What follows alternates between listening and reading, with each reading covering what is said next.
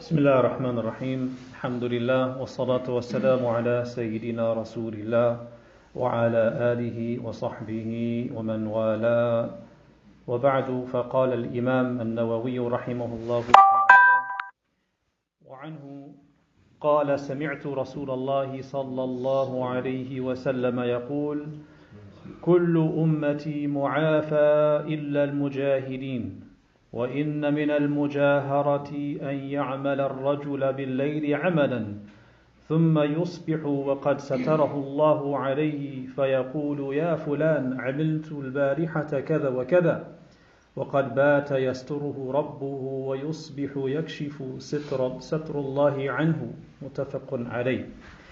Alhamdulillah, this is chapter 28 that we began yesterday.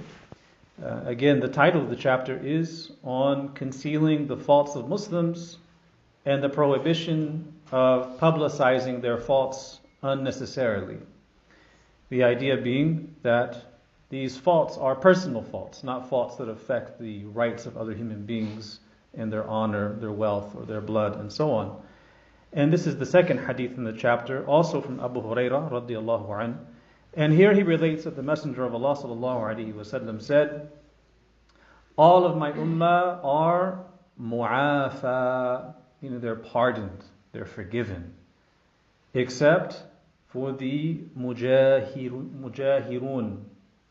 Now the mujahirun are, you could translate that as the publicizers.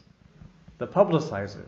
So the mujahara is from jahar, which is to make something audible, out loud, public, to divulge it. So he's saying all of the ummah will be forgiven for their sins, their faults, except those who publicize their sins. He says, and an example of publicizing sins, making public sins, is when a person commits a sin at night while Allah has concealed it. But the next morning he goes around saying to people, last night I did such and such a bad deed, such and such a sin. He spent the night while Allah had concealed his sin, but the next morning he removes the veil which Allah had placed. So this hadith is very important because the lesson is we should conceal sins. And the chapter is about concealing the sins of believers. And you're a believer, so you have to also conceal your own sins. The idea is that we don't publicize anyone's sins, including our own, right? And here, the publicizing of sin is to be contextualized. It's supposed to be understood in a particular light and not taken in a blanket fashion. Because this mujahara is describing the person who does a sin and goes out in public and announces it and talks about it because they think it's a small thing. They don't think it's a big deal. So they make light of the sin. They belittle the sin. And this is this lack of care, this lackadaisical care, this attitude to sin. This attitude is actually more poisonous to the heart than the sin itself.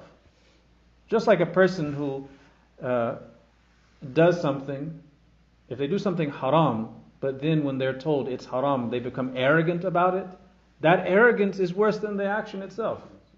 Likewise, doing the sin is one thing, and publicizing it in a proud manner can be deadlier than the sin itself. This hadith is not describing the act of confiding in someone who can give you advice. In Islam, we're not Catholics. We don't have the confession. There's no box, there's no wooden area where I'll go sit and you come and you say, forgive me, I've sinned. What are your sins? No, we don't have that. You seek Allah's forgiveness, you make tawbah. This is between you and Allah Ta'ala. Nevertheless, as Imam al-Nawawi mentions elsewhere, it is permissible for a person to go to a scholar, a elder, a trustworthy individual with knowledge and experience, and confide in them some of their struggles. They can go to that person and say, Ya Sheikh, Ya so-and-so, O elder, I'm struggling with sin XYZ. How can I stop doing it? I'm falling into it. What can I do? What strategies? What advice can you give me to get me out of that sin? That's not a confession. And that is permissible because it's not publicizing it in a proud manner. Rather, it's confiding in someone, seeking the medicine required to get out of it. So that's permissible. So here the Prophet ﷺ is saying that this person does a sin by night and Allah conceals it. And then they come into the morning going around saying to people, I did such and such last night. So this is showing their lack of shame, their lack of dignity. And that is, as we said, more dangerous oftentimes than the sin itself, because it betrays an attitude of disdain, of ihtiqar, of adam al-mubalat, not really caring or giving any mind to the fact that that thing is displeasing to Allah Ta'ala, the creator of the heavens and the earth. So if a person does that, they need to address the attitude first. Why do they feel the need to go around publicizing their sins? Oftentimes you have that in many societies, Muslim majority societies. Certain people go around doing sins publicly to anger the quote-unquote religious people. That is worse than the sins they're doing themselves. May Allah Ta'ala protect us. Ameen. Alhamdulillah Rabbil Alamin.